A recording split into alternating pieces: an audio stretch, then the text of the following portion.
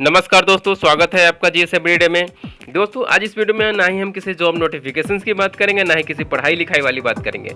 दोस्तों आज इस वीडियो में तो हम आपके अधिकार की बात करेंगे, हम युवाओं के अधिकार की बात करेंगे। एक कहावत है ना कि समय बीत जाने पर जवानी किसी काम की नहीं आती है, तो ये वर्तमान में भी यही चरितार्थ होते दिख रही है। ये वर्तमान में जो मौजूदा सरकार है इसी वाक्य को चरितार्थ कर रही है कि अब तो स्थिति ऐसी हो गई है दोस्तों कि अब कोई सुनने वाला नहीं है। अब तो हम युवाओं को ही खुद की आवाज़ बननी पड़ेगी। और ये जो दोनों आप हैशटैग देख रहे हैं, इन दोनों हैशटैग के थ्रू अब जन क्रांति पैदा करनी ही पड़ेगी दोस्तों, और हमें अपनी आवाज़ बुलंद करनी ही पड़ेगी। अगर आज नहीं किए तो दबे के दबे ही रह जाएंगे दोस्तों। देख सकते हैं कि देश में है सो क्या परिस्थितियाँ उत्पन्न हो गई। हर जगह निजीकरण किया जा रहा है, रेलवे का प्राइवेटाइजेशन किया जा रहा है। यहाँ तो बुलेट ट्रेन लाने की बात की जा रही थी, आज तो सारा ट्रेन ही बिक गया। हाँ, इतने सारे पोस्ट जो है कि पोस्ट पे पोस्ट है, सारे के सारे समाप्त किए जा रहे हैं। सारा पद है सो खत्म हो गया। अब तो वैकेंसीज ही नहीं आ रही है, और यहाँ तक कि रोड से लेकर के बस स्टेशन हर चीज़ बेचा जा रहा है। तो दोस्तों अब तो बर्दाश्त किया ही नहीं जा सकता है। आप खुद देख सकते हैं कि रेलवे कर्मचारियों की छुट्टी हो रही है, तो एसएससी में वैकेंसीज नहीं आ रही है। इतने सारे पोस्ट समाप्त किए जा रहे हैं दिन प्रतिदिन। हाँ, आखिर जो बेरोजगार युवा है वो कहाँ जाएंगे आप बताइए। रेलवे मंत्री की तरफ से है सो इस तरह की बयानबाजी आ रही है कि अर्थव्यवस्था के लिए अच्छा है नौकरियों का जाना। हाँ, अब 109 रूटों पर 151 प्राइवेट ट्रेन चलेगी। हाँ, आखिर क्या बैंकिंग सेक्टर तो पूरा का पूरा ध्वस्त ही हो गया है अब जाकर के। तो दोस्तों धीरे धीरे अगर हम आप यूं हाथ पे हाथ रखे रह जाएंगे तो सारा चीज़ है सो बिक जाएगा। आज आवाज़ नहीं उठाई तो कल हाथ मलते रह जाएंगे दोस्तों।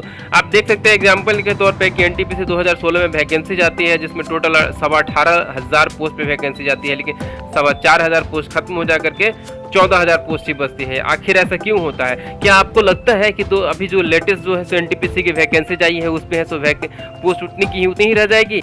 हर बार तो दोस्त ऐसा ही होता है। आप देख सकते हैं कृषि विभाग में वैकेंसी निकलती है, नोटिफिकेशन जारी किए जाते हैं, नोटिफिकेशन पे नोटिफिकेशन आते हैं कि इस तारीख पे नहीं अगले तारीख पे। अब नया तारीख आएगा, लेकिन तारीख स्टूडेंट्स खोजते रह जाते हैं, बार बार नोटिफिकेशन आता रह जाता है। बाद में पता चलता है कि नहीं, ये तो वैकेंसीज है सो विड्रॉ कर लिया गया है।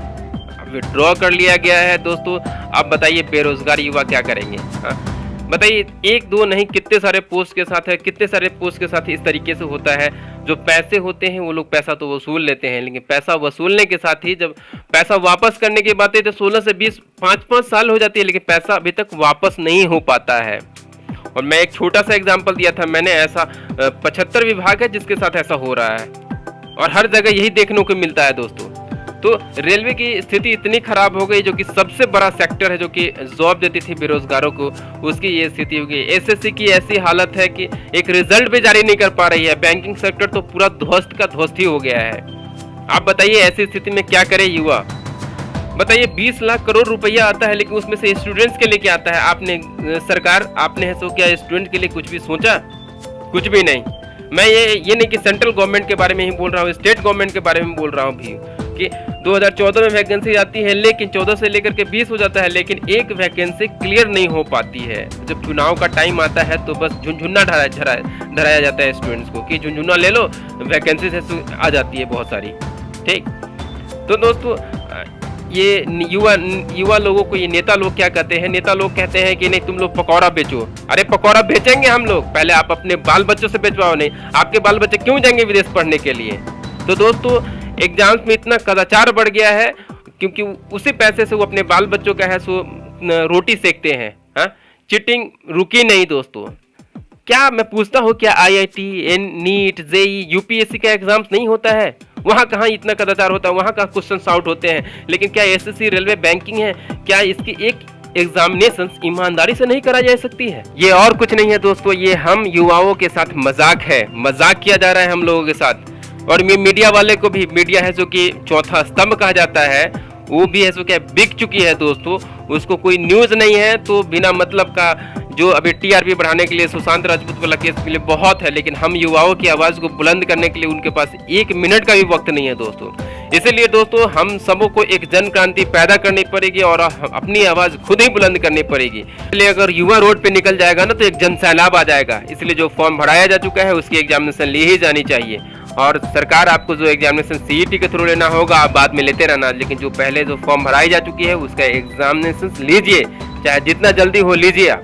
इसलिए दोस्तों समय आ गया है और यूनाइट हो जाइए एक सब लोग मिल करके, और जितना ज़्यादा से ज़्यादा हो इन दोनों बैनरों को #SpeakUp4SSC रेलवे स्टूडेंट्स और #SSC CGL रिजल्ट, इस दोनों को जितना ज़्यादा से ज़्यादा हो सोशल मीडिया पे शेयर कीजिए दोस्तों।